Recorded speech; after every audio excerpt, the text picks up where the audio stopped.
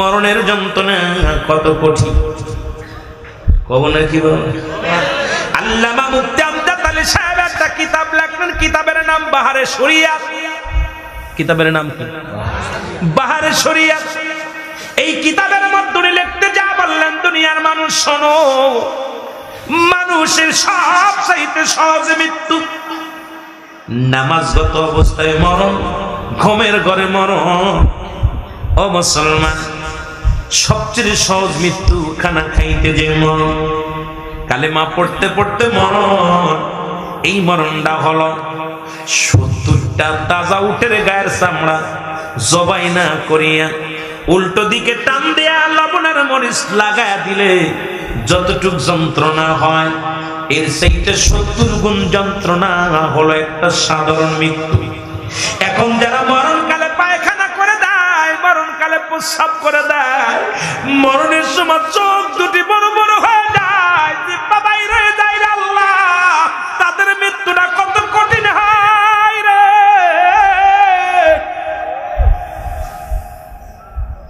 এই জন্য 1 নাম্বার বিপদ হলো মানুষের মরণ।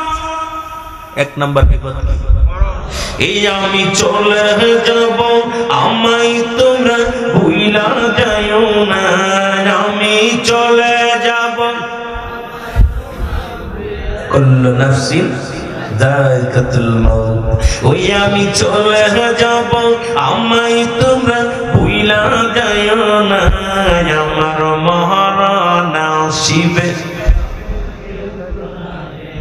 আরে সাকিবের আব্বা যে কয়েক 15-10 দিন আগে মারা যাবে, কেউ জানিয়ে না? ও জানেন কত শখ। হাফেজ সাহেব তো 2-3 মাস আগে তেল হাম দিছে, তুই পাগড়ি পাবি। ওর বাপ মাও শুনছে যে এইবার মাহফিল হইলে আমার ছেলে পাগড়ি পাবে। ঠিক কিনা? ওর বাবা শুনে নাই। কত আফসোস যে আমি ওই মাহফিলে যাব, আমার ছেলে পাগড়ি বাঁধবে, আমি দেখব। আজকে বাপ নাই, এরকম কত মানুষের কপাল। আহা, যেদিন খতম শেষ হয় সেদিনও আসছে। আল্লাহ কবুল করে, জোরে বলুন আমিন। আমার সাথে আমি যখন কামেল পরীক্ষা দিই, আমার এক বন্ধু নাম ছিল হাসান, ও কামেল ফার্স্ট ক্লাস, আমিও ফার্স্ট ক্লাস। ডিগ্রি কম নি নাই বাবা, আমার পাশের ডিগ্রিগুলো লিখতে গেলে অনেকগুলো ডিগ্রি, কিন্তু আমি ডিগ্রির কোনো মূল্যায়ন করি না। আমি আগেই বলেছি, এই ডিগ্রি অত ডিগ্রি এত এত লকাব এসব দেওয়ার সময় নেই।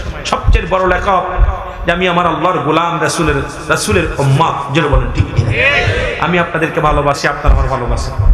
পৃথিবীর মধ্যে আমার কিচ্ছুর প্রয়োজন নাই, আপনাদের দোয়াটা চাই। জোরে বলেন ঠিক কিনা?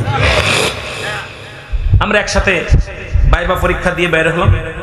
আমি গোলকি দাঁড়াইছি, ও গোলকি দাঁড়াইছি, দুই পাশে 2 গোলকি দাঁড়াইছি। ইয়ার কি মেরে বল, ও লাথি মানে আমি লাথি। আমার এক বন্ধু নাম হচ্ছে ইউসুফ, ও একটা লাথি মারছে, বলটা ধরছে, এইভাবে ধরছে, পড়াও সারা মরাও সারা, বলটা ধরাও সারা। ক্লাসে রেজাল্ট হলো ফার্স্ট ক্লাস। আল্লাহু আকবার বলেন। কামেল পরীক্ষা রেজাল্ট হলো ফার্স্ট ক্লাস। দুনিয়া থেকে বিদায়। বাবা হলো আপনার সরকারি ছিল, আপনার সেনাবাহিনীর কর্নেল, মা হচ্ছে প্রাইমারি স্কুলের হেডমাস্টার। একই সন্তান, বাপ মা দুজনই লাশ দেখে দুজনেই পাগল। বাবা মারা গেলেন, বাবা মা সন্তানকে একটা দিকে একটা চিৎকার মারলেন, উনি অবসরপ্রাপ্ত ছিলেন। ওদিন আমি দেখছিলাম বাবার মৃত্যুটা, আমাদের সামনে যখন লাশটা নিতে আসলেন, আমরা বসে সবাই বিদায় দেওয়ার জন্য সবাই দোয়া দরুদ পড়তেছি। ওর বাবা এসে খালে আমাদের বললো, বাজান একটু মুখটা দেখাও না। আমি মনে হচ্ছে স্বাভাবিক আছে, বলছে আমার বাবারা তোমরা আমার ছেলের বন্ধু না? মনে হচ্ছে জি চাচা, আমরা আপনার ছেলের বন্ধু। আমার ছেলের মুখটা দেখাও না। একবার দেখি হাসান বলে এক চিৎকার মেরে দুনিয়া থেকে বিদায়। এরম মরণ আমার জীবন আমি দেখি নাই, যে খালি সন্তানের কত ভালোবাসত। মাটা পাগল, আজ পর্যন্ত পাগল হয়ে গেছে, পাগলিনী মা। সন্তানের লাশ বাবার কাঁধে কত বড় ভারী, এটা যে জানে। আমরা তো নিষ্ঠুর হয়ে গেছি, এখন কবরে সেলফি তুলি, মরা মানুষের সেলফি তুলি। বড় কষ্ট দেখি যে মানুষের সেলফি তুলে তুলে ছেড়ে দেয়, মরা মানুষের দাদার লাশ, মরা মানুষের লাশ ধোয়াচ্ছা সেলফি তুলতেছে। আরে কপাল পোড়ারা, তোদের দিলে যদি মরণের ভয় থাকতো এই কাজ কোনোদিন করতে পারতি না। জোরে বলেন ঠিক কিনা? আমি চলে যাব, আমায় তোমরা ভুইলা যাও না, আমি চলে যাব, আমার মরণ আসিবে কখন কেউ তো জানি না, আমার মরণ আসিবে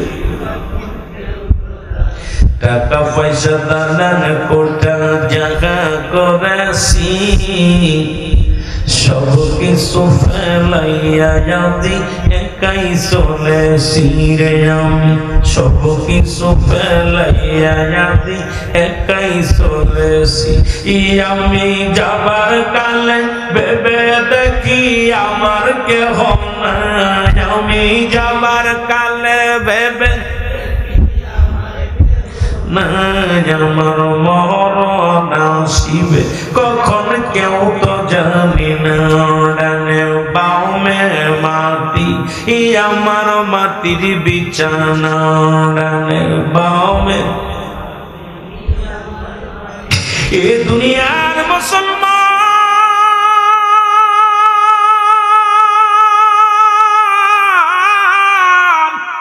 কার জন্য সুদ খাও কার জন্য ঘুষ খাও কার জন্য পরের জমি জমা ঠেলো গো কার জন্য মানুষকে কষ্ট দাও মিথ্যা মামলা দাও ও মুসলমান এই দুনিয়ার মাসের চলে যেতে হবে কিচ্ছু নিতে পারবা না কোনো বাহাদুরি চলবে না জোরে কণ্ঠে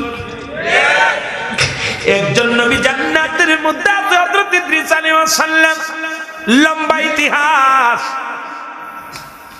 ইদ্রিস আলাইহিস সালাম কে আমার আল্লাহ ডাকতে বলে বন্ধু তুমি জান্নাতের মধ্যে আসো আমার নিয়ামত পায়া কি খুশি হয়েছে কারণ ঈমানদারের জন্য একটা জান্নাত আল্লাহ বলে দাতুলিল মুমিনিন মুমিনদের জন্য মুত্তাকিনদের জন্য একটা নয় দুটি নয় একটা জান্নাত প্রস্তুতি করে রাখছে কে এটা রাখছে আর জোরে আমার দাদু ভাইরা ইদ্রিস আলাইহিস সালাম বলে আল্লাহ তোমার জান্নাতে এত নিয়ামত অফুরন্ত হাকা যা অনেক অনেক কম না ব্যবহার হয়েছে হাকা যা অনেক অনেক কম না নিয়ামত যেদিকে তাকায় সেদিকেই নিয়ামত যেদিকে তাকায় সেদিকেই বরকত যেদিকে তাকায় সেদিকে আল্লাহ রহমতে ভরপুর জোরে বলো মারহাবা ইদ্রিস আলাইহিস সালাম যখন বলেন আল্লাহ সবই পাই আমি হ্যাপি তবে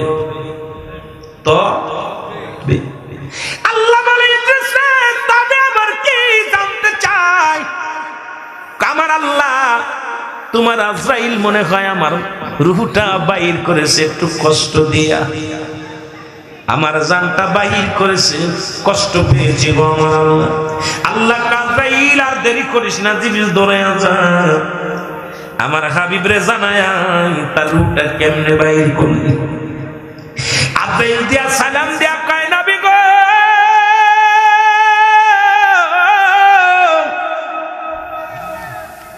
আপনার কাছে আমি আইছি আমার মালিক পাঠাইছে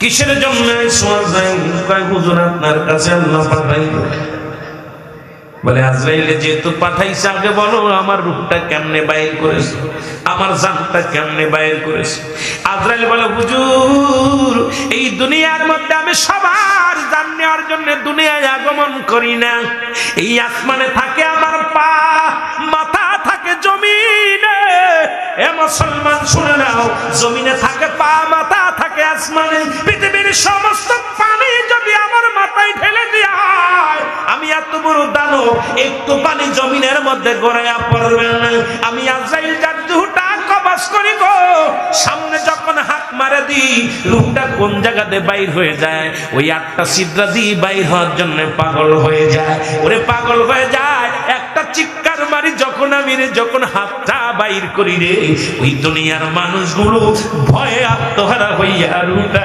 কলিজাটা ফেটে যায় জোরে বলো আল্লাহ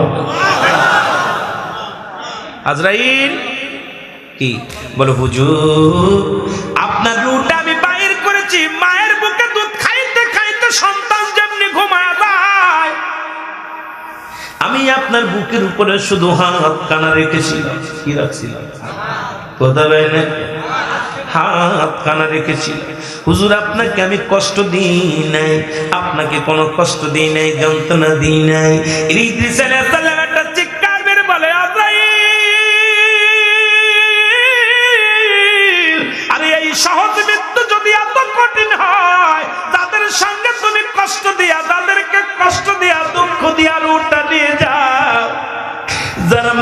সময় পায়খানা করে দেয়, যারা প্রস্রাব করে দেয়, যাদের জিহ্বা বাইর হয়ে যায়, যাদের চোখ দুটি বাইর হয়ে যায়, তাদের মরণটা কত কঠিন হয়। ইদ্রিস আলাইহিস সালাম বলে, আজরাইল রে, এই সহজ মৃত্যু যদি আমার এত কঠিন হয়, তাহলে কঠিন মৃত্যুটা কত কঠিন। আহা, এই মরণের পেয়ালা পান করতে হবে সকলের জন্য, বলে ঠিক, আরো জোরে বলে। এই জন্য বলতেছিলাম নাম্বার 1 হলো মানুষের মরণ। হায় হায় বাবা, আমি দেশে ফিরে যাব না, আগামীকাল মাহফিল আছে, আগামীকাল প্রোগ্রাম আছে। বিশেষ করে আপনারা ভালোবাসেন বুঝতে পেরেছি, কিন্তু আমিও যে আপনাদের প্রোগ্রাম যদি মিস করতাম অনেক কষ্ট পেতেন। আগামীকাল প্রোগ্রাম করা লাগবে, এরপরে অনেক দূরে যেতে হবে। তো 1 নাম্বার মরণ, 1 নাম্বার কষ্ট কি, 2 নাম্বার কবর, 2 নাম্বার, 3 নাম্বার হলো কিয়ামতের ময়দান। আল্লাহ যদি আমাকে আশেপাশে কখনো আনি, তখন আমি কবরের বিষয় নিয়ে আলোচনা, দেখেন আমার প্রতিটা আলোচনায় বেশি কবর ভাগ নিয়ে আলোচনা করি, কারণ এই দুনিয়ার মধ্যে যে কয়দিন বেঁচে আছি আর কয়দিন বাঁচবো কেউ বলতে পারি না, সকালে উঠবো কেউ বলতে পারি না। আজকেও সকালে আমি আমার সহকারীকে বললাম যে ভাই বলে দে ওদেরকে, আমি মনে হয় যেতে পারবো না, কারণ মাগুরা তো হরতাল অবরোধ চলতেছে, আজকে এত কষ্টের মধ্যে যাওয়া যাবে না। ও কয় ভাই আমার ফোন দিছিল, ভাই যেতেই হবে যত কষ্ট হোক। আমি কই তাহলে হাট, একটু অনেক কষ্ট করে আসতে, আসার সময় অনেক নদী নালা পার হয়ে গোপনে গোপনে আসছি, তারপরও আসছি। আল্লাহ আমাদের কবুল করুক। এখন আর আমরা বাঘকে ভয় পাই না, শিয়ালকে ভয় পাই না, এখন মানুষ হইয়া মানুষকে ভয় পাই। জোরে বলেন ঠিক। হায় রে মানুষ, হায় রে মানুষ, এই মানুষে মানুষকে আক্রমণ করে, মানুষে মানুষকে কষ্ট দেয়, এগুলো বন্ধ করতে হবে। আমিও চাই রক্তপাত, কত স্বাধীনতার রক্ত শুনেছি, স্বাধীনতার যুদ্ধে অনেক রক্তের বিনিময়ে বাংলাদেশ পেয়েছি। আমি আপনাদের কাছে একটা দাবি করি, আপনারা দয়া করে রক্তের খেলা বন্ধ করেন। আমরা চাই শান্তি। বিরোধী দল, সরকারি দল, সবার কাছে আমরা অনুরোধ করব, একটা সুরার মধ্যে আসেন, আপনারা যে কোনো একটা সুরার মধ্যে আসেন। নিরীহ মানুষের আর জানমাল নিয়ে খেলা করবেন না। আপনারা গদির মধ্যে বসে থাকবেন, নিরীহ মানুষগুলো রাস্তাঘাটে কুকুরের মতো মারা যায়, কুকুরের মতো মারা গেছে। আজকে গাড়ির মধ্যে আগুন জ্বলে, এই আজকে যদি নিজে না বুঝি, নিজের অপর ভাইকে যদি নিজের মতো না মনে করতে পারি, এই মুসলমান হয়ে লাভ নাই। হাওয়ার গাড়ি হাওয়াই চলে, কলের গাড়ি কলে চলে, ওর বিনা তেলে চালাই গাড়ি নবী সুলাইমান। আমরা সেই মুসলমান, আমরা তথ্যে মুসলমান। আলহামদুলিল্লাহ। ঐতিহাসিক জি ওলিদাহ পাসপীর নুরানি কওমিয়া হাফিজিয়া মাদ্রাসার উন্নয়ন প্রকল্পে ঐতিহাসিক বিরাট তাফসীরুল কোরআন মাহফিল। এই ওয়াজ মাহফিলে মহান আল্লাহ তাআলা আপনাকে আমাকে আসার মতো বসার মতো সুযোগ দান করলো। উচ্চ কণ্ঠে আওয়াজ দিয়ে চিল্লায় বলেন আলহামদুলিল্লাহ। আজকের এই মাহফিল থেকে সালাম ও কদম মুছে জানাই কুল কায়নাতের নবী, নবীদের নবী, রাহমাতাল লিল আলামিনের পুত পবিত্র কদম মোবারক। সালাম ও কদম মুছে জানাই বাংলাদেশের অসংখ্য হক্কানি ওলি আল্লাহদের কদম মোবারকে, যাদের কথা আল্লাহ পাক সূরা ইউনূসের মধ্যে 11 নম্বর পড়া 62 নম্বর আয়াত কোরআনুল কারীমের মধ্যে বয়ান করেন, আলা সাবদান ইন্না নিশ্চয়, আলা ইন্না উলিয়াল্লাহি, আল্লাহর তরফ থেকে যারা ওলি হয়েছে, লা নাই খাউফুন শব্দের অর্থ ভয়, ওয়ালা যদি অবস্থান করে হুমদের উপরে জানুন, তাদের কোনো চিন্তা ভাবনা কিচ্ছু নাই। রাসূল আকরাম সাল্লাল্লাহু আলাইহি সাল্লাম বয়ান করেন, মিরকাত শরীফের 10ম খণ্ড 722 নম্বর পৃষ্ঠা, তাফসীরুল বায়ান 5ম খণ্ড 524 নম্বর পৃষ্ঠা। হুজুর আকরাম সাল্লাল্লাহু আলাইহি সাল্লাম বয়ান করেন, আলা সাবদান ইন্নানি চালা ইন্না উলিয়াল্লাহি, আল্লাহর তরফ থেকে যারা ওলি হয়েছে, লা ইয়ামুত, তাদের মৃত্যু নেই। এই জন্য বাংলাদেশ ওলি আল্লাহদের দেশ, অনেক পীরের মুরিদ এখানে আছেন। এই শেরশাহ, শাহাদাতপুর, সিরাজগঞ্জ, এর মধ্যে অনেক অসংখ্য হক্কানি ওলি আল্লাহ আছেন, আল্লাহর মাহবুব বান্দা আছেন। আল্লাহ তাদের দেহখানা, আমার আপনার দেহ আর তাদের দেহ এক না। আল্লাহর মাহবুব বান্দাগণ আল্লাহর প্রিয় হয়ে যায়, জোরে বলেন ঠিক কিনা। সালাম জানান আজকের মাহফিলের সম্মানিত সভাপতি সাহেব আজকের মাহফিলে যিনি সভাপতি আসন করে করেছেন সাখাওয়াত হোসেন সরকার সাহেব, উপজেলা নির্বাচন কর্মকর্তা। আজকের মাহফিলের প্রধান অতিথি জনাব মোহাম্মদ তানভীর ইমাম সাহেব, অত্র মাননীয় জাতীয় সংসদ সদস্য ৬৫ সিরাজগঞ্জ ৪ নং উপজেলা উল্লাপাড়া। আজকের মাহফিলে আগত ওলামায়ে কেরাম, অনেক বিশেষ অতিথি, আমন্ত্রিত অতিথি আছেন, সকলকে জানাই সালাম। সম্মানিত অতিথি, বিশেষ অতিথিদের নাম আপনারা অনেকগুলো দেখেছেন, প্রায় ৫০-৬০ জন। সকলকেই সালাম জানাই, কাউকে বাদ নয়, কারণ নাম বলাও যত ছোট করে লেখা এটা আমার চোখে ধরছে না, কথা বুঝেননি। সকলকে কেউ মনে কিছু করবেন না, অনেকের নাম হয়তো না বললে, অনেকেই নাম যারা এখানে দেওয়া আছে নাম না বললে কয় হুজুর আমার নামটা কইল না, ঠিক কি না, এরকম আছে কিছু। আল্লাহ দিনের ঘরের জন্যে, আমরা রাসূলের ঘরের জন্য আজকে মাহফিল। এই ঘরটা আমরা নাম করার জন্য আসি নাই, আমরা আসছি আমরা ঈমান এবং আমলটা মজবুত করার জন্য, আল্লাহকে রাজি খুশি করার জন্য, জোরে বলেন ঠিক কিনা। সকলকে সালাম জানাই। আজকের মাহফিলের সম্মানিত তৃতীয় বক্তা যিনি ছিলেন জুবায়ের হোসেন সাহেব, আমি ওনার আলোচনা শুনেছি। আসলে আলোচনা করার উনি একটু আলোচনা যে মোটামুটি করেছিল, মোটামুটি যে একটু কথা বলে তারপর আলোচনা। তবে আপনাদের হাদিয়া দেওয়া দেখে অত্যন্ত খুশি হয়েছি যে মাদ্রাসা বেসরকারি একটা প্রতিষ্ঠান যা আপনাদের অর্থায়নে সুন্দরভাবে পরিচালনা হয়, এটা আমি অত্যন্ত খুশি হয়েছি। যেহেতু আমি একটা মাহফিল, একটা মাদ্রাসার নিজেই পরিচালক, নিজেই প্রতিষ্ঠাতা, নিজেই সব কিছু দেখাশোনা সব কিছু করি, এই জন্য প্রতিষ্ঠান চালাতে গেলে যে কত কষ্ট হয়, যারা করছে এরা জানে, যারা এর মধ্যে আছে দায়িত্বে আছেন তারা বোঝে, ঠিক কিনা। আমরা হয়তো মনে করছি ২০০০ দিয়ে দিছি, অনেক টাকা দিয়ে দিছি, না বাবা, সারাটা বছর এটা দিয়ে চালাইতে গেলে কত কষ্ট করা লাগে, এটা যারা ভুক্তভোগী এরা বোঝে, জোরে বলেন ঠিক কিনা, কথা কন না কেন। আমার আগে যিনি আলোচনা করলেন বাংলাদেশের আলোড়ন সৃষ্টিকারী বক্তা, ওনার নাম আমি শুনেছি, আজকে প্রথম দেখলাম, দেখা হয়নি এর আগে, জনাব হযরত মাওলানা আতাউর রহমান জিহাদি সাহেব, অত্যন্ত সুন্দর আলোচনা করেছেন, সাবেক প্রিন্সিপাল অত্র ধরাইল দাখিল মাদ্রাসা। অন্যান্য ওলামায়ে কেরাম, মসজিদের ইমাম সাহেব, মুসল্লিগণ, এই প্রতিষ্ঠানের সম্মানিত শিক্ষকগণ, ছাত্র ভাইয়েরা, সামনের ভবিষ্যৎ আশিকান, জাকিরান, ধর্মপ্রাণ মুসলমান ভাই বন্ধুগণ, পর্দারের মা বোনেরা, সকলকে আবার একটু সালাম জানাই। আসসালামু আলাইকুম ওয়া রাহমাতুল্লাহি ওয়া বারাকাতুহু। আমি আসলেই বিজ্ঞ আলেম না বাবা, আমি এই আকাশের নিচেই জমিনের উপরে আমার মতো নরাধন আমি মনে করি দ্বিতীয় কেউ নাই। আমার মতো পাপিষ্ট গুনাহগার আল্লাহ পাক আপনাদের মাঝে হাজির করেছে, দুই চারটে কথা যেন মদিনাওয়ালার খাতিরে আল্লাহ যেন গোলামের মুখ দিয়ে বলার তৌফিক দান করে, সকল বলুন আমিন। আপনারা দাওয়াত দিয়েছেন, আমাদের মুরব্বী সাহেব অত্যন্ত তো ভালোবাসে আপনার এলাকা, রুহুল আমিন সিদ্দিকী।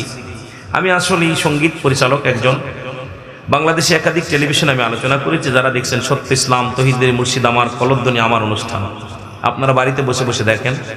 মাই টিভিতে আলোচনা করি সত্য ইসলাম, আর টিভিতে আলোচনা করি তহিদের মুর্শিদ আমার, সকাল ৬টা ২০ আর দুপুর 12:30টায় আলোচনাগুলো আপনারা ঘরে বসে বসে দেখেন। একাধিক টেলিভিশনে আমি আজান পরিচালনা করে থাকি। তা আপনাদের মাঝে আশপাশে মোটামুটি ২-৪টা আসছি। আজকে এখানে এসেছি, আল্লাহর সুন্দর পরিবেশ, যেহেতু সারা বাংলাদেশের অবস্থা ভালো না।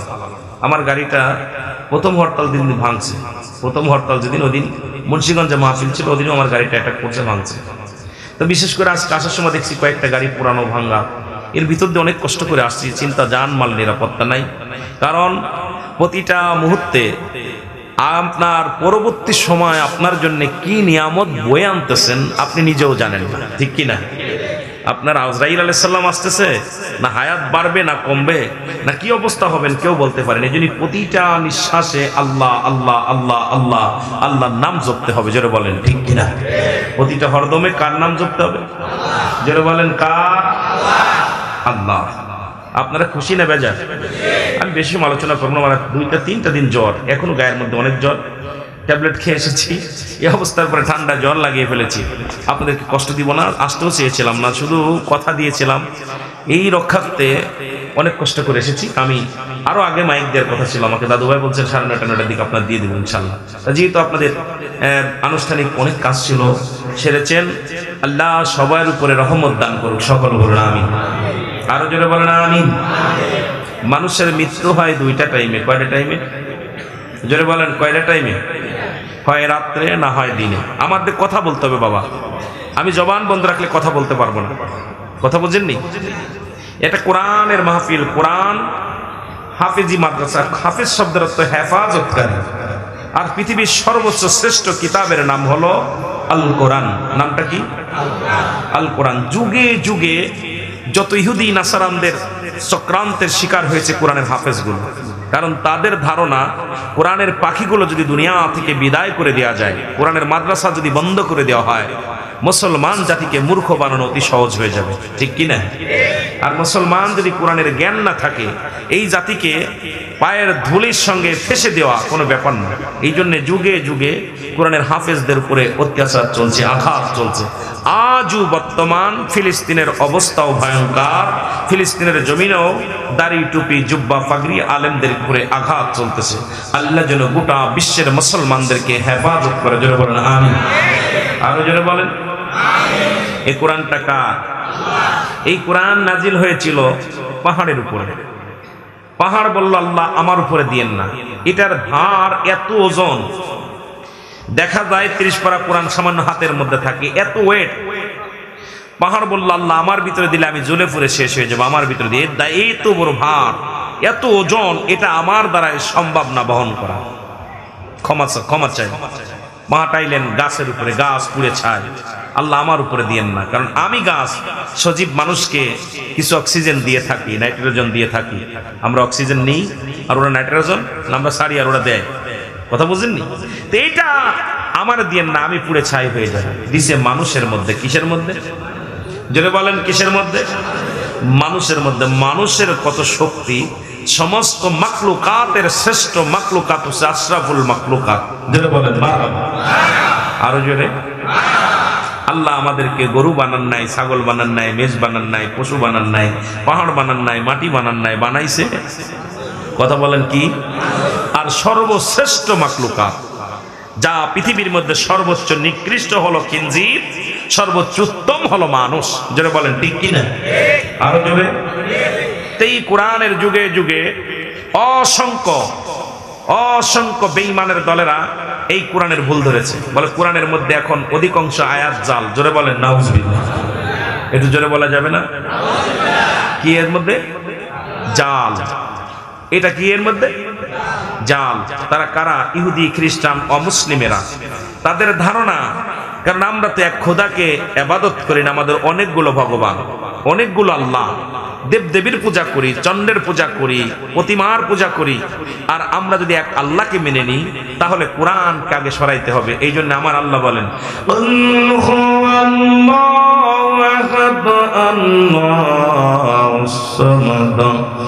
لم يلد ولم يولد ولم يكن له كفوا أحد।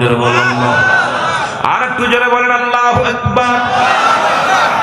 এ মুসলমান শুনুন, আল্লাহ বলে হাবিব, যারা চন্দ্র পূজা করে, যারা প্রতিমা পূজা করে, আমি আল্লাহকে বাদ দিয়ে দ্বিতীয় আল্লাহ যারা বানাইলো, দুনিয়ার মধ্যে সাহায্য চাইলো, তাদেরকে আপনি জানায় দেন আমি আল্লাহ এক, আমার কোনো দ্বিতীয় নাই। ঠিক কাদের জানায় দেন? যারা চন্দ্র পূজা করে, যারা প্রতিমা পূজা করে, যারা মাজার পূজারি করে, পৃথিবীর মধ্যে দ্বিতীয় ভগবান বানাইয়া, আল্লাহ বানাইয়া দুনিয়ার মধ্যে যারা আমি আল্লাহর শরীক বানাতে চায়, তাদেরকে জানায় দেন আমি আল্লাহ এক, আমি আল্লাহ এক, আমার কোনো দ্বিতীয় নাই। আমি পৃথিবীর মধ্যে কারো জন্ম দিই নাই, কারো থেকে জন্ম নিই নাই, কারণ আমার কোনো মা বাপ নাই, কোনো ছেলে সন্তান নাই, মেয়ে সন্তান নাই, পরিবার পরিজন নাই। আপনি জানায় দেন ওদেরকে, যারা অনেক ঈসা আলাইহিস সালামকে আল্লাহর পুত্র বলে যারা কবুল করেছিল, আজকে পুত্র বানাইয়া যারা পূজা করেছিল ঈসা আলাইহিস সালাম আল্লাহর পুত্র, এইরকম এদেরকে আপনি জানায় দেন, এরা যেন কোনোদিন এই আসমান জমিনের ভিতরে এদেরকে জানায় দেন আমার সমকক্ষ, আমার মতো এত মহান, আমার মতো খোদা আর দ্বিতীয় কেউ না। আসেনি? কথা বলেন আছে? পৃথিবীর মধ্যে আর কেউ নাই, সবকিছুর মালিক কে? আরো জোরে বলেন কে? হায়াতের মালিক কে? রিজিকের মালিক কে? দৌলতের মালিক কে? সম্মানের মালিক কে? সব কিছুর মালিক কে? একটু জোরে চিল্লায় বলেন কে? সব কিছুর মালিক আমার আল্লাহ।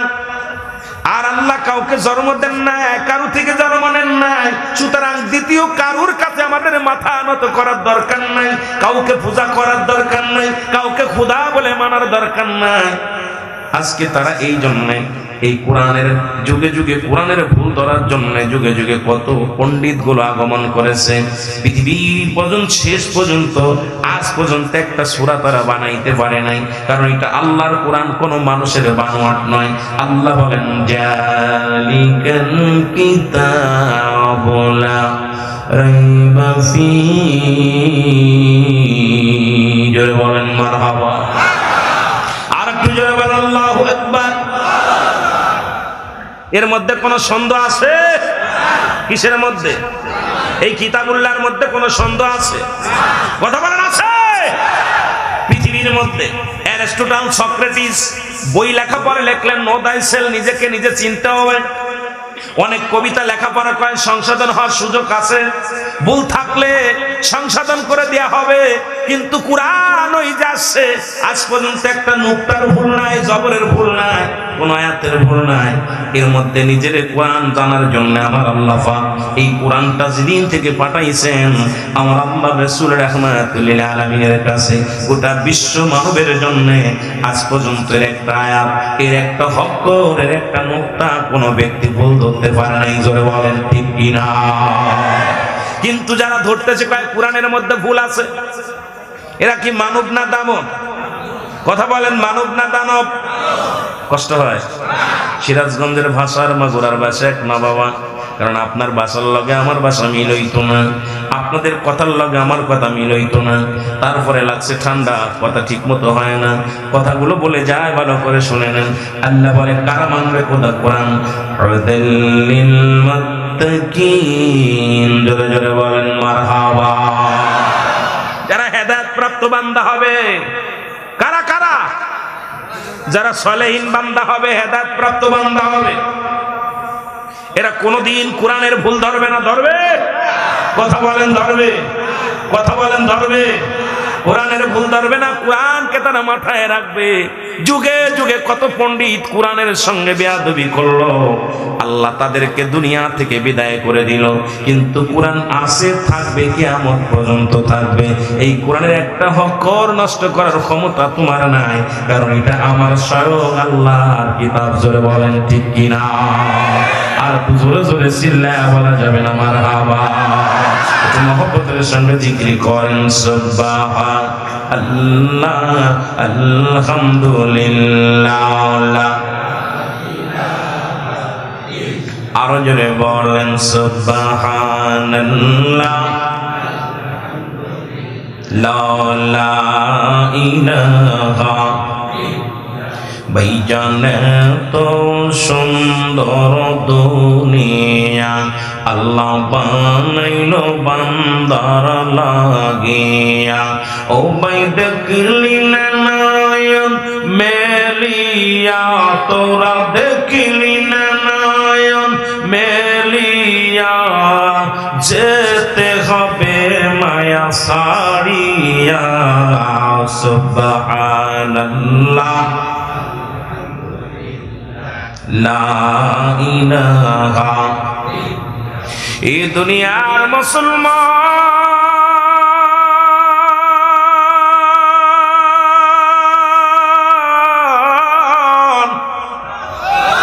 আমি যে কথা বলতেছিলাম দিলের কান্ডা লাগা শোনো গো। পৃথিবীর মধ্যে কোরআন আসা পর কোনটা সঠিক, কোনটা মিথ্যা, কোনটা হালাল, কোনটা হারাম, সব কিছু কি করে দিলেন? পার্থক্য করে দিলেন এই কোরআন। কিসে করে দিলেন? জোরে বলেন কিসে করে দিলেন? কোরআন। আর সাথে আছে আমার রাসূলের সুন্নাত। কোরআন সুন্নাহ ইজমা কিয়াস, এই চারটাই লাগবে জীবন গড়ার জন্য। ও মুসলমান শুনে নাও, এক নম্বরে কোরআন, এরপরে 2 নম্বরে হাদিস, 3 নম্বরে ইজমা, 4 নম্বরে কিয়াস। এগুলো লাগবে শরীয়ত, তরিকত, হাকিকত, মারিফাত, আগুন, পানি, মাটি, বাতাস, ইসলাম, ঈমান, ইহসান, কালেমা, নামাজ, রোজা, হজ, যাকাত। এগুলো সব কিছুর বিধান দিয়ে দিলেন আল কোরআন। আমার আপনাকে জানতে হবে, বুঝতে হবে। জোরে বলেন ঠিক কিনা? এই আসমান জমিনের মধ্যে খাওয়ায় কে? আরো জোরে বলেন, খাওয়ায় কে? আমি কয়েকটা কথা বলে আলোচনা শুরু করব। ও দরদি বন্ধু, দিলের কান্ডা লাগান শুনলেন। হযরত সুলাইমান আলাইহিস সালামকে আল্লাহ একটা সিংহাসন দান করলেন।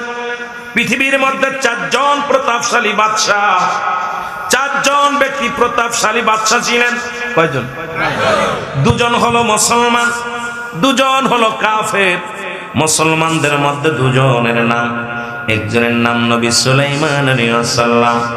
আল্লাহ তাকে পৃথিবীর মধ্যে বাদশাহী দান করেছিলেন, একটা চেয়ার দান করেছিলেন, কুরসি দান করেছিলেন, যা দ্বারা ওয়াল পৃথিবী ঘুরে বেড়াইতেন। কোনো পেট্রোল লাগতো না, কোনো ডিজেল লাগতো না, কোনো ড্রাইভার লাগতো না।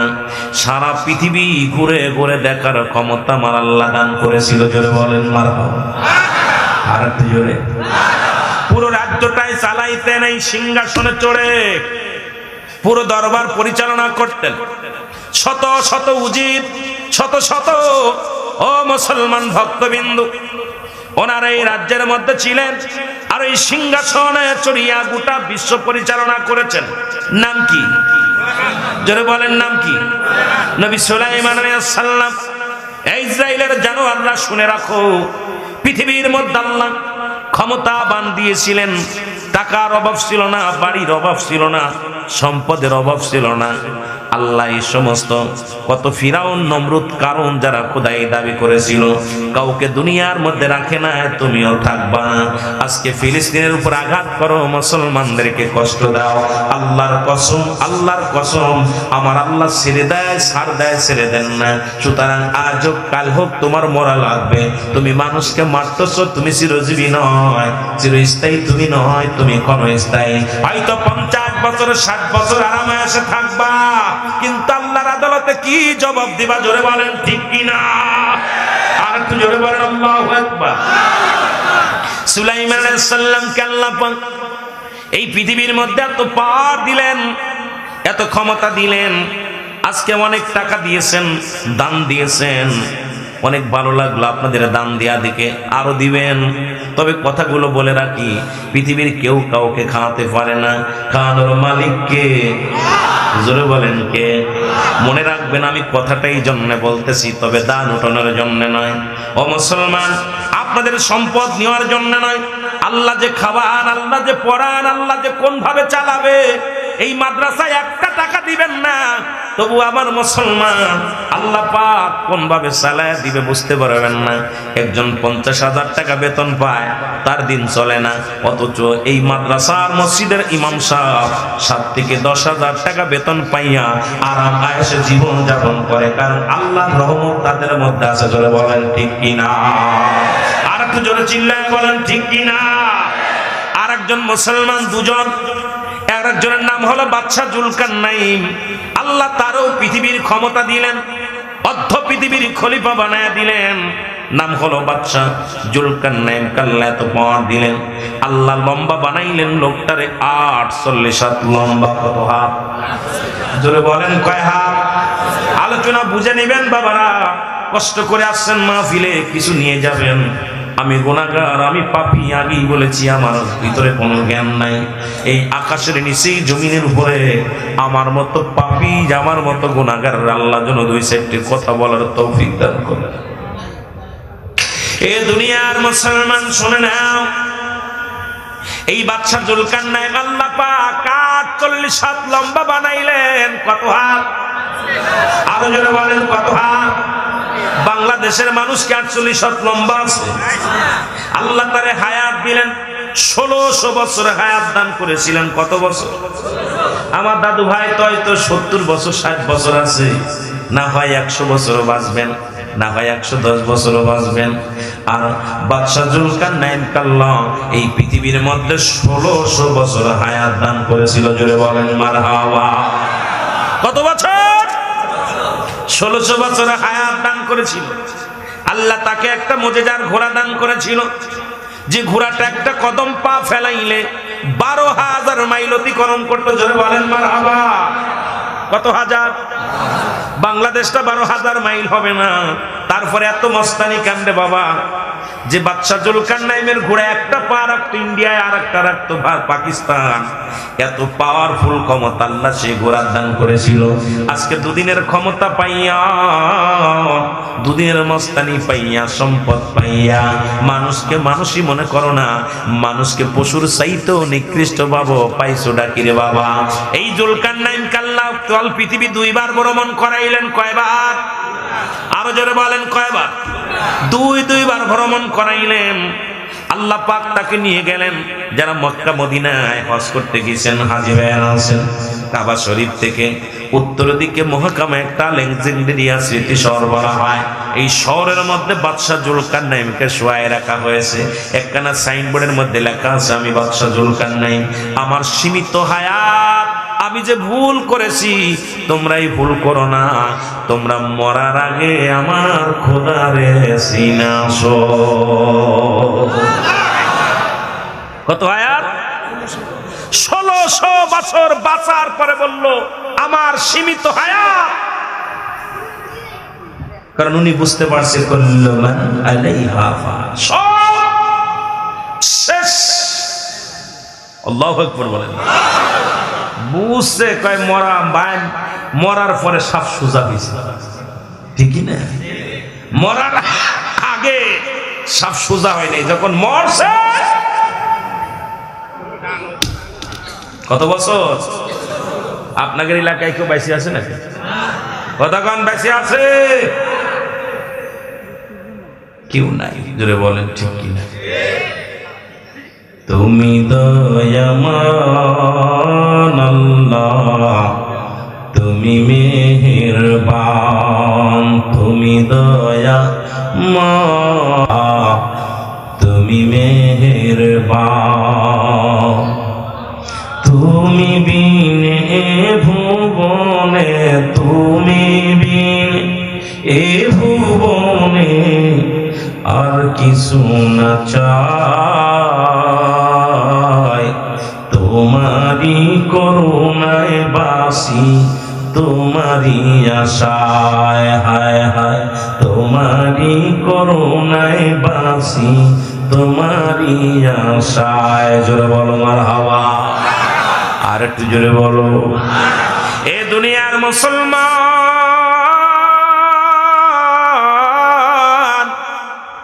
কাফেরদের মধ্যে দুজন, একজনের নাম হলো, মুসলমানরা দুজন আর কাফেররা দুজন। এই দুজনের একজনের নাম হলো নমরুদ বাদশা। আল্লাহু আকবার বলো না। ফেরাউন বা নমরুদ। দ্বিতীয় হলো অমুসলমান বুকতানসর। এই দুজন কাফের বেঈমান ছিল। পৃথিবীর আল্লাহ পাক বিশাল ধন সম্পদের পাহাড় বানায়া দিলেন, রাজ্য দান করলেন। তারপরও আল্লাহর সঙ্গে নাফরমানি করেছে। আমার আল্লাহ কয় আমি বেঈমানদের দিলাম, ইমানদারদের দিলাম, দেখি ওরা আমাকে ভুলে যায় কিনা। এ মুসলমান শুনে নাও, এই জন্য পৃথিবীর মধ্যে ক্ষণস্থায়ী পৃথিবীটা, এই পৃথিবীর মধ্যে থাকবো না, ছিলাম না, থাকবো না। জোরে বলেন ঠিক কিনা? এটা থাকার জায়গা না থাকার জায়গা? জোরে বলেন থাকার জায়গা। বাদশা সুলাইমান আলাইহিস সালাম হাঁটতে হাঁটতে একটা সাগরের পারে যে দাঁড়াইলেন। মনে রাখবেন ওয়াজটা, আজকে অনেকে টাকা দিছেন, অনেকে চাউল দিছেন, ডাউল দিছেন, মাহফিলে সার্বিক সহযোগিতা করেছেন। বাদশা সুলাইমান আলাইহিস সালাম আল্লাহর নবী, উনি একটা বিশাল সাগরের পাশে দাঁড়ায়া চিন্তা করে, আমার আল্লাহ তুমি তো বলেছো এই সাগরের পানিগুলো সব শেষ হয়ে যাবে, পুড়ে ছাই হয়ে যাবে। কুল্লু মান আলাইহা ফান। জোরে বলেন আল্লাহু আকবার। আল্লাহ বলে বান্দার এই জমিনটা আমি চূর্ণ বিচূর্ণ করে দিব, এই জমিনের মাটিগুলো পুরায় আমি তামা বানায় দিব। কি বানায় দিব? জোরে বলেন কি বানায় দিব? আস্তে না জোরে কবে? আরো জোরে কোন আসতে কইবেন না জোরে কইবেন। এই জমিনের যত পানি আছে পানিগুলো পুড়ে ছাই বানায়া দিব। কি হবে? 3 ভাগ পানি 1 ভাগ মাটি। কয় ভাগ? জোরে বলেন কয় ভাগ? 3 ভাগ পানি 1 ভাগ মাটি। আল্লাহ কয় মাটিগুলো পুড়ে তামা হয়ে যাবে। এই মাটির উপরে কেউ পা রাখতে পারবি না, মাটিগুলো পুড়ে তামা হয়ে যাবে। তামার জমিনের উপরে বান্দাগুলো চিৎকার মেরে কাঁদবে। আর জমিনের মধ্যে একটু পানি খাবি, কোনো পানি থাকবে না। আল্লাহ কয় জমিনের সব পানিগুলো পুড়ে ছাই হয়ে যাবে। কি হয়ে যাবে? জোরে বলেন কি হয়ে যাবে? ছাই হয়ে যাবে। পৃথিবীর মধ্যে যেদিন কিচ্ছু বলতে কিচ্ছু থাকবে না, সেদিন থাকবো শুধু আমি আল্লাহ। কে থাকবে? আরো জোরে বলেন কে? আরো জোরে বলেন কে? সিজদা করবেন কার? জিকির করবেন কার? ইবাদত করবেন কার? গুণগান গাবেন কার? প্রশংসা করবেন কার? আস্তাওয়াজ আপনারা মনে হয় আপনাদের দ্বিতীয় আল্লাহ আছে, দ্বিতীয় আল্লাহ আছেন। কথা বলেন দ্বিতীয় আল্লাহ আছেন। তাহলে সবকিছু পার যোগ্য কে? আরো জোরে বলেন কে? মনে থাকবো, জোরে বলেন মনে থাকবো। মুসলমান, ইমান সকালবেলা যায় রাত্রে আসে, রাত্রে চলে যায় সকালে আসে। এখন ইমাম আসা যায়, ইমান ইমান ইমান ইমান শুধু আসা যা করে। সারাদিন ভরে বন্দেগি করছো, সন্ধ্যার সময় ইমান নষ্ট হয়ে গেছে। সারা রাত ভরে বন্দেগি করছো, ফজরের নামাজের পর ইমান নষ্ট হয়ে গেছে। আর ইমান যদি নষ্ট হয়ে যায় আমল করে কি লাভ হবে? এই জন্য আমল করার আগে ইমানটাকে মজবুত করা লাগবে। এই জন্য একমাত্র পূজা করবো, সিজদা করবো আমার আল্লাহর। জোরে বলেন ঠিক কিনা? মনে থাকবো। নবী সুলাইমান আলাইহিস সালাম সাগরের পাশে দাঁড়ায় বলে, আল্লাহ এত সাগরের পানি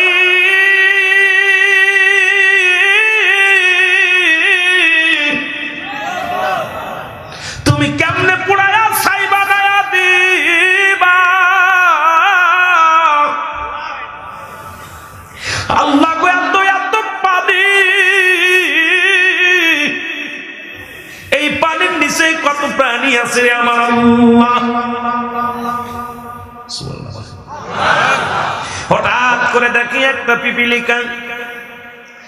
পিপিলিকা, তার মুখে একটা মুসলমান একটা দানা, খাবারের দানা গুটি গুটি পায়ে সাগরের পারে চলে আসলেন। নবী সুলাইমান আলাইহিস সালাম চিন্তা করে নিশ্চিত এই পিপিলিকার পিপাসা লাগছে, তবে সাগরে কেন আসে? কারণ সাগরের ঢে পিপিলিকাটা মারা যাবে। আল্লাহু আকবার। সাগরে কি পিপিলিকা পানি খাওয়া সম্ভব? সাগরের পানি উত্তাল পাতাল, উত্তল বিশাল ঢেউ সাগরের মধ্যে। পিপিলিকা আস্তে আস্তে করে দাঁড়াইলেন। ওই সাগরের পাশে যে দাঁড়ালেন, হঠাৎ সাগরের ভিতরে থেকে একটা ব্যাঙ কি আসলেন? একটা ব্যাঙ লাফ দিয়ে উপরে উঠলেন। উপরে উঠিয়া হা করলেন, গালটা বড় করলেন, আর পিপিলিকাটা লাফ দিয়ে ব্যাঙের গালের মধ্যে চলে গেল। জোরে বলেন সুবহানাল্লাহ। আর একটু জোরে। ব্যাঙটা লাফ দেন, ব্যাঙটা পানির মধ্যে ডুব দিয়ে আবার চলে গেল। সুলাইমান আলাইহিস সালাম চিন্তা করে, ব্যাঙটা কেন? পিপিলিকাটা খাবার নিয়ে সাগরের পারে আসলো, সাগরের ভিতর থেকে ব্যাঙটা উঠে আসলো। কি আশ্চর্য ঘটনা! ব্যাঙটা মনে হয় খেয়ে ফেলেছে পিপিলিকাটি। আবার চিন্তা করে পিপিলিটা আসলো পানি পাবার পানের জন্য। আরে পিপাসায় হয়তো কাতর ছিল, পান করতে পারলো না পানি। ব্যাঙটা তারে নিয়ে গেল। অনেকক্ষণ দাঁড়ায় রইলেন, ঘটনাটা আমি দেখবো বসেবো। দাঁড়ায় দাঁড়ায় দেখলেন সুলাইমান আলাইহিস সালাম একখানা লাঠি নিয়ে দাঁড়াই রইলেন, মাটির উপরে দাঁড়াই রইলেন। অনেকক্ষণ পরে ব্যাঙটা আবার লাফ দিয়ে পানির উপরে আসলেন। আল্লাহু আকবার বলেন। পানির উপরে সাগরের ভিতরে থেকে উঠে আসলেন। উঠে এসে হা করলেন, পিপিলিকাটা বাইর হয়ে গেলেন। পিপিলিকাটার মুখে কোনো মুসলমান দানা নাই, খানা নাই। পিপিলিকা আবার গুটি গুটি পেয়ে হাঁটা শুরু করলেন। নবী সুলাইমান আলাইহিস সালাম ডাক দিয়ে বলে, পিপিলিকারে দাঁড়াও, আর একটা পা বাড়ায়ও না, আমি তোমার সাথে কথা বলতে চাই। জোরে বলো মারহাবা। আর একটু জোরে বলো আল্লাহু আকবার। আল্লাহ তুমি রিজিক দাতা, নাম ডেকেছি যে রাজ্জাক, আল্লাহ তুমি রিজিক দাতা, নাম রেখলাম শুনেছি তাই রাজ্জাক। এই দুনিয়া যত জাতি সবাই তোমার মুখাপেক্ষী, এই যে দুনিয়ায় যত জাতি সবই তোমার মুখাপেক্ষী। তুমি খাওয়াইলে খাই গো আমরা, তুমি খাওয়াইলে খাই গো আমরা, নাই যে তুলনা। আল্লাহ তুমি রিজিক দাতা, নাম তাই রাজ্জাক। বলেন আল্লাহ তুমি রিজিক দাতা, নাম তাই রাজ্জাক। জোরে বলেন মারহাবা। কত জাতি কত মাখলুক তোমার ধরাতে, সবকিছু তো পালন করো ইশারাতে। জোরে কোন ঠিক কিনা, ঠিক কিনা, ঠিক কিনা। তুমি খাওয়াইলে খাই গো আমি, তুমি ঘুমাইলে ঘুম পাড়ি আমি, তোমার নাই যে তুলনা। আল্লাহ তুমি রিজিক দাতা, নাম তাই রাজ্জাক শুনি। আল্লাহ তুমি রিজিক দাতা, নাম তাই রাজ্জাক জানি। জোরে বলেন মারহাবা। আসমান জমিনের মালিক, সেজ বিচারের মালিক তুমি। আসমান জমিনের মালিক, সেজ বিচারের মালিক তুমি। রাখো মার সবই করো, রাখো মার সবই করো তোমার ইশারায়।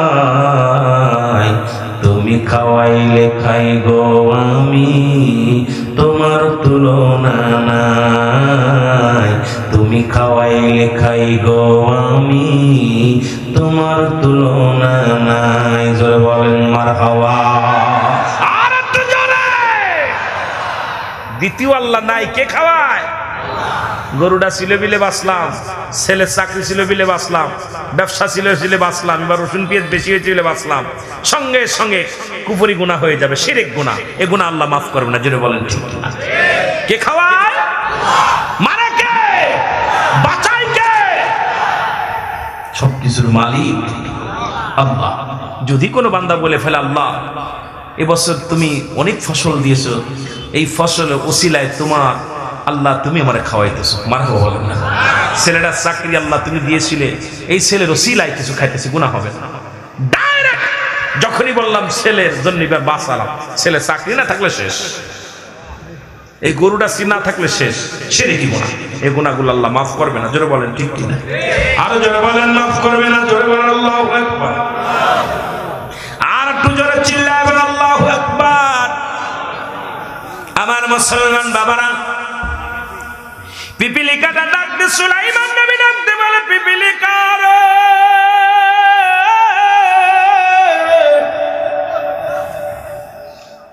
একটু দাঁড়া, আমি তোমার সাথে কথা বলতে চাই। পিপিলিকা কয়, আল্লাহর নবী সুলাইমান, ও নবী সুলাইমান, আপনি কি জানতে চান? কই পিপিলিকার এই মাত্র দেখলাম তোর মুখের মধ্যে একটা সরষা দানা নিয়ে সাগরের পারে আসলি, আবার সাগরের পার, সাগরের জল থেকে, পানি থেকে একটা ব্যাঙ ভেসে আসলো। ব্যাঙটা হা করলো, তুমি তার গালের মধ্যে চলে গেলাম। এবার কি করলাম? এবার ব্যাঙটা আবার সাগরের তল থেকে উঠে আসলো, আবার গলটা হা করলো, তুমি বাইর হয়ে গেলা। হাকিকতটা কি আমি একটু জানতে চাই, তুমি আমারে জানায়া দাও। যে দেশে গেলে মানুষের হিসাব হয়, যে দেশে গেলে মানুষ কোনোদিন আর ফিরে আসা সম্ভব নয়, আমরা সবাই সেই দেশের যাত্রী। জোরে বলেন ঠিক কিনা। আমার আল্লাহ প্রস্তুতি রাখছে দুইটা জায়গায়, একটা হলো জান্নাত আর একটা হলো জাহান্নাম। ইল্লিন এবং সিদ্দিন, যদি বলেন মারহাবা। একটা জায়গা হলো ভালা আর একটা হলো মন্দ। একটা হলো আল্লাহর নিয়ামত প্রাপ্ত জায়গা আর একটা হলো আল্লাহর গজব প্রাপ্ত জায়গা। একটা মুসলমান শুনে নাও, মানুষ যখন মারা যাবে গো, দুইটা জায়গা যখন যাবে, একটা যাবে শান্তির জায়গা আর একটা যাবে কষ্টের জায়গা। রুহটা নিয়ে যাবে, আল্লাহ প্রস্তুতি করে রাখছে দুইটা জায়গা। একটা হলো উইদ্দাতুল কাফিরিন, কাফের বেঈমান মুনাফিকদের জন্য প্রস্তুত রাখছে গো আমার আল্লাহ। একটা নয়, দুটি নয়, 7টা জাহান্নাম। কিডা কিডা যাবেন দেখি দি, কয়জন জাতি রাজি আছেন? কেউ যাইতে রাজি নয়। এখন যদি গান হয় যাবেন নি, যাত্রা হলে যাবেন, গান হলে যাবেন, মদের আড্ডায় যাবেন। মুসলমান শুনে নেন, মহিলাদের হাত ধরে চলাফেরা করবেন। তাহলে কেন জাহান্নামে যাইতে চান না? জাহান্নামের ঠিকানাই তো এই সব জায়গা, জোরে বলেন ঠিক কিনা? গুয়ে মাছি আর মৌমাছি, পদ্ম মাছি। বাংলাদেশে এখন গুয়ে মাছি বেশি দেখা যায়, ময়লার পরও পড়ে, আপনার মধুর পরও পড়ে, রসগোল্লার পরও পড়ে। কিন্তু আপনারা কি দেখছেন পদ্ম মাছি যেটা, এটা আজ পর্যন্ত ময়লার পরে পড়তো, কোনদিন ময়লার পরে পড়ে না। ইমানদার কখনো গানের প্যান্ডেলে যাইতে পারে না, আমাদের প্যান্ডেলে যাইতে পারে না। ইমানদার কখনো সিনেমার হলে ঢুকতে পারে না। ইমানদার কোন বেগানা মহিলা নিয়ে হাঁটতে পারে না। ইমানদার কখনো আল্লাহওয়ালারা কখনো অন্যায় করতে পারে না। ইমানদার কখনো নামাজ ছাড়তে পারে না। ইমানদার কখনো রোজা ছাড়তে পারে না। ইমানদার কখনো শরীয়তের বিধান লঙ্ঘন করতে পারে না। বেঈমানেরা সবই পারে, জোরে বলেন ঠিক কিনা? ইমানদার হইলে এখন যদি বলি, মানুষের চেহারা দেখলে বোঝা যায় যেগুলো নামাজি কি নামাজি না। আমার মনে বলে এর ভিতরে 40% মানুষ নামাজি আছে বলে আমার বিশ্বাস হয় না। হয়তো মনে কিছু করেন না, কেন দেখা অনুভব করা যায়। টুপি কি আছে আপনাদের হাতে? টুপি আছে? আল্লাহর রাস্তায় যারা পকেটে টুপি রাখছেন মাথায় দেন। আল্লাহর রাস্তায় মাহফিলে গেলে তো মাথায় টুপিটা রাখবেন, এটা আপনারা খুলে থন। নামাজও দেখি, এদিন জুম্মার নামাজ পড়লাম, দেখলাম 90% মানসিক, মানে প্রায় 30% মানসিক মাথায় টুপি নাই। আরে খালি মাথায় নামাজ পড়া মাকরু, দেখলাম ওখানে সব খালি মাথা দাঁড়াই গেছে। মুসলমানের এটা তো পকেটে থাকা উচিত, টুপিটা তো কাছে রাখা উচিত। বড় কষ্ট লাগে এগুলো দেখবেন, এটা আসলে বড় কষ্ট লাগে যেটা আমরা মুসলমান। এই দিক থেকে আবার বাতিলরা ভালো, বাতিলরা দেখবেন কিছু পারুক আর না পারুক পাগড়ি বাঁধা থাকে, ঠিক কিনা? এইভাবে পাগড়ি বেঁধে থুয়ে দেয়, দেখা যায় সূরা ফাতিহাও পারে না, কিন্তু তাদের ভাব লিবাসের মধ্যে ইসলামটা পরিপূর্ণ ঢুকাইছে, কিন্তু অন্তরের ভিতরে ইসলাম নাই। যেটা বলেন ঠিক কিনা? কিন্তু আমাদের সুন্নিদের একটা দোষ দেখতেছি আমি, সুন্নি যত মাহফিলি হোক দেখি যুবকগুলো যাও আসে, টুপিটা মাথায় দিতে কেন কষ্ট পায়, দাড়ি রাখতে কষ্ট পায়, আপনার টুপি মাথায় দিতে কষ্ট পায়, পাঞ্জাবি গাইতে কষ্ট পায়। এই মুসলমানের পোশাক এখন হচ্ছে হিন্দুরা, হিন্দুদের প্রতিটা পিরাইডা হিন্দুর গায়ে পাঞ্জাবি, কথা কন না কেন? সব হলো কি? একটু মহব্বতের সঙ্গে দুরূদ শরীফ পড়েন। আল্লাহুম্মা, এই চা করে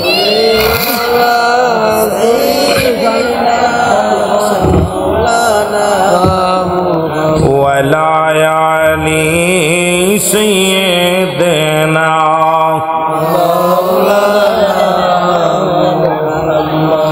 মুসলমান গভীর মনোযোগ। একজন হলো মুমিন, মুমিনদের জন্য আল্লাহ রেখেছে উইদ্দাতুল মুমিনিন,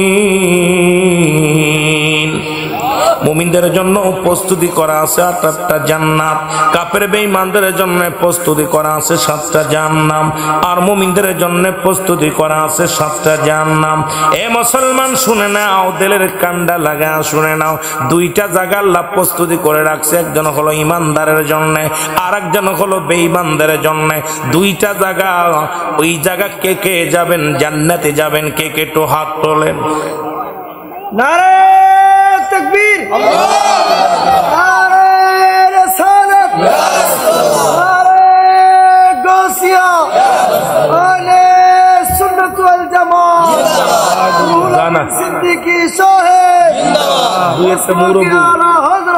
দেখছেন দুই সাইডে মুরব্বী হাত উঠায়নি, তার কারণে জান্নাতেও যাবে না জাহান্নামেও যাবে।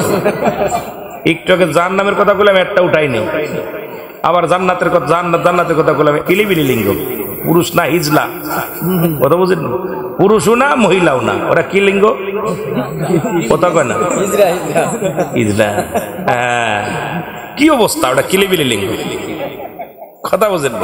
কষ্ট আসলে বুঝাইতে গেলে মাইকের আওয়াজ কেন যেন আমার টানছে কম। বাবা আওয়াজ ভালো হচ্ছে, বাইরে সুন্দর আওয়াজ হচ্ছে, আছে ভালো হচ্ছে। এ মুসলমান গভীর মনোযোগ, যে কথা বলতেছিলাম, ইমানদারের রুহটা, ইমানদারের কত পার। যখন কোন ইমানদারের জানটা বাইর করার জন্য আজরাইল আলাইহিস সালাম আগমন করবেন, কয়েকটা কথা আমি বলে আলোচনায় চলে যাব, মেন আলোচনায়। কারণ আল্লাহ রাব্বুল আলামিন, প্রত্যেকটা পৃথিবীর মধ্যে একমাত্র আল্লাহ রাব্বুল আলামিনের মৃত্যু নাই। তিনি হলো স্রষ্টা, সৃষ্টির মৃত্যু আছে। পৃথিবীর মধ্যে যত সৃষ্টিকুল আছে সব শেষ করে দিবে আমার আল্লাহ। একমাত্র জীবিত থাকবে, জিন্দা থাকবে আমার আল্লাহ। তিনি হলো আপনার আমার স্রষ্টা। জোরে বলেন ঠিক কিনা? স্রষ্টার কোনো মৃত্যু নাই, সৃষ্টির মৃত্যু আছে। এই জন্য সৃষ্টির ভিতরে আদম থেকে শুরু করে, আদম আলাইহিস সালাম থেকে শুরু করে আখির নবী রাহমাতুল লিল আলামিন পর্যন্ত যত পয়গম্বর, যত উম্মতগণ আছে, প্রত্যেকেই দুনিয়া থেকে বিদায় হয়ে গেছে। আবার আগামীতেও যারা আসবে তারাও বিদায় হয়ে যাবে। লক্ষ লক্ষ লক্ষ লক্ষ প্রাণ দুনিয়ার মধ্যে আসে, লক্ষ লক্ষ প্রাণ দুনিয়া থেকে বিদায় হয়ে যায়। কারণ একমাত্র যিনি স্রষ্টা তিনি মুসলমান। ও মুসলমান, অনন্তকাল চিরজীবী, চিরদিরাই, চিরস্থায়ী একমাত্র আমার আল্লাহ। আর আমরা হলাম ক্ষণস্থায়ী, চিরজীবী নয়।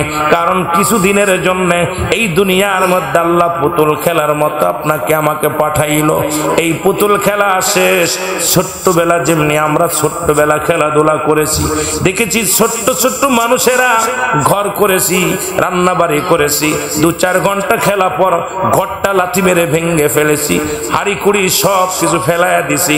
তদ্রুপ এই দুনিয়াটার জিন্দেগি 60 বছর 50 বছরের জিন্দেগি ওই খেলাধুলার জন্য। অমুসলমান শোনো, যখন সময় ফুরিয়ে যাবে সব কিছু ফেলে তুলে আমার আল্লাহর আদালতে হাজিরা দিতে হবে। জোরে বলেন ঠিক কিনা? আমার ভাইরা, আমার বন্ধুরা, আমার মুফতি আমজাদ আলী সাহেব একটা কিতাব লিখবেন, কিতাবের নাম বাহারে শরিয়াত। এই কিতাবের মধ্যে উনি লিখতে যা বললেন, দুনিয়ার মানুষ শোনো, যখন কোনো মানুষের সহজ মৃত্যু হয়, এই মৃত্যুটা কত কঠিন হয় শোনো।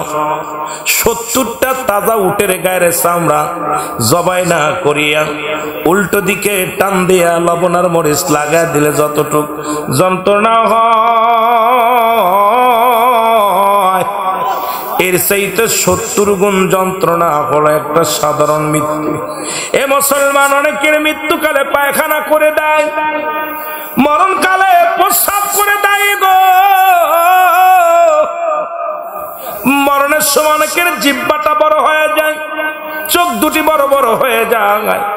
তাদের মৃত্যুটা কত কঠিন হয়। ও মুসলমান শুনে নাও, ইমানদারের মৃত্যুটার বেঈমানের মৃত্যুটা। ইমানদারের কাছে আজরাইল আলাইহিস সালাম, যে ব্যক্তি জান্নাতি, যে ব্যক্তি ইমানদার, যিনি আল্লাহওয়ালা, তার বডির কত দাম, তার চোখের কত দাম, তার মুখের কত দাম, তার মাথার কত দাম, তার পায়ের কত দাম, তার হাতের কত দাম। ইমানদারের কাছে আজরাইল আলাইহিস সালাম যখন আসবে, আজরাইল আলাইহিস সালাম আগমন করবে। আমার আল্লাহ তো 40 দিন আগে ঘোষণা করে দেয় আকাশবাসীর কাছে, আকাশের ফেরেশতারা আকাশবাসী শোনো, মালাকুল মউতকে আগেই জানিয়ে দেয় অমুক ব্যক্তি অমুক গ্রামে অমুক ব্যক্তি, আর 40 দিন পরেই দুনিয়া থেকে চলে আসবে। যখন মানুষ 40 দিন আগে মানুষের কিছু আলামত পাওয়া যায়, ওই মানুষটা যে দুনিয়া থেকে বিদায় হয়ে যাবে, কিছু কিছু আলামত আমার আল্লাহ পাক দেখায় দেয়। দেখা যায় অনেক খারাপ মানুষগুলো এমন ইমানদার হয়ে যায়, আবার অনেক কৃপণ মানুষ অনেক দান দিয়ানো করে। দেখা যায় এই দুষ্ট মানুষ এত ভালো হয়ে যায়। ও মুসলমান শুনে নাও, প্রতিটা অঙ্গ প্রত্যঙ্গ চলার জন্য এক একজন ফেরেশতা নিয়োজিত থাকে। হাতের জন্য, পায়ের জন্য, চোখের জন্য, হাঁটার জন্য, এই পৃথিবীর মধ্যে পানির জন্য, খাবারের জন্য এক একজন ফেরেশতা নিয়োজিত থাকছে। আপনি কতবার চাইবেন দুনিয়ার মধ্যে, কতবার পলক মারবেন, এই পলকটা মারার জন্য একজন ফেরেশতা নিয়োজিত আছে। আপনাকে এইগুলো চালানোর জন্য আল্লাহ পাক আর কেরামন কাতিবিন তো দুজন ফেরেশতা আল্লাহ এই নিয়োজিত করে রাখছে। দুই কাদের মধ্যে একদম ভরপুর করে রাখছে। কখন কি করে বান্দার ভালো করে রেকর্ড করবি, ভালো করে লিখবি। যেমন মিডিয়ার মধ্যে আমার মিডিয়ার ভাইরা আজকে কি কথাগুলো বলি, এই কথাগুলো তাদের কাছে রেকর্ড হয়। কেমনি ভঙ্গি করি, এই ভঙ্গিগুলো ক্যামেরা বন্দী হয়ে যায়। যেমনি হাত নাচায় এমনি হাত নাচানো ওঠে। তদ্রুপ মুসলমান শুনে নাও, ওই কেরামন কাতিবিন তো দুজন ফেরেশতা আছে আপনার কাছে নিয়োজিত। কোথায় কত কোথায় কি কাজ করেন, কোথায় কি কর্ম করেন, কোন হালাতে আছেন, সব কিলো এগুলো আমার আল্লাহ পাকের দরবারে লিপিবদ্ধ করে জমা দিবে।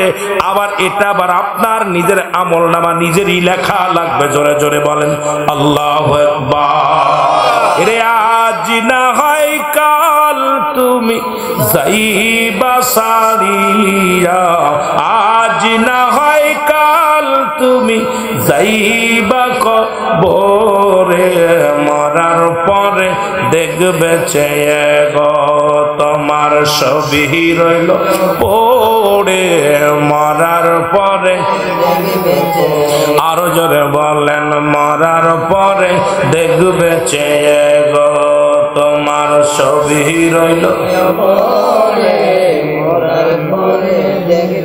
ঘর করলা বাড়ি করলা, ঠিক কিনা?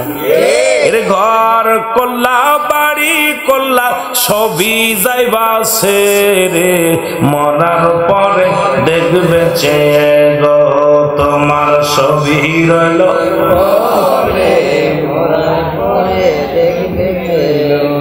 কার জন্য? এই যে বাড়িতে খাওয়া দাওয়া করলাম, আহারে বিদেশে পড়ে থাকে বেচারা, কত কষ্ট করে, 3টা ছেলে মেয়ে সব কিছু রেখে বিদেশে আছে ছেলে মেয়ের মুখে শান্তি সুখের জন্য। বললো ভাই যান, আপনার ওয়াজ শোনা পর আল্লাহ আমাকে হেদায়েত দান করেছে, নামাজ পড়া শুরু করেছি। বিদেশ থেকে আপনার ওয়াজ শুনতাম আর প্রতিজ্ঞা করেছিলাম আমি নামাজ পড়া শুরু করেছি। রে ভাই সব পড়ে থাকবে, আমি তো আমার না, আমি তো আমার না। এরে দাদাই গেছে বাবাই গেছে কেউ আইল না ফিরে, বন্ধু গেছে বান্ধব গেছে কেউ আইল না ফিরে, তোমার তো যাইতে হবে গো ভাই অন্ধকার কবরে, তোমার তো যাইতে হবে গো, আমার তো যাইতে হবে ও ভাই অন্ধকার কবরে, তোমার তো যাইতে হবে। এ দুনিয়ার মুসলমান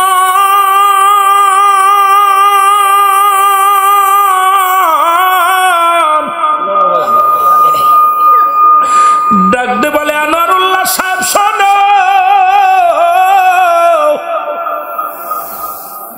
পায়ের বলগুলো কমে যাবে রে।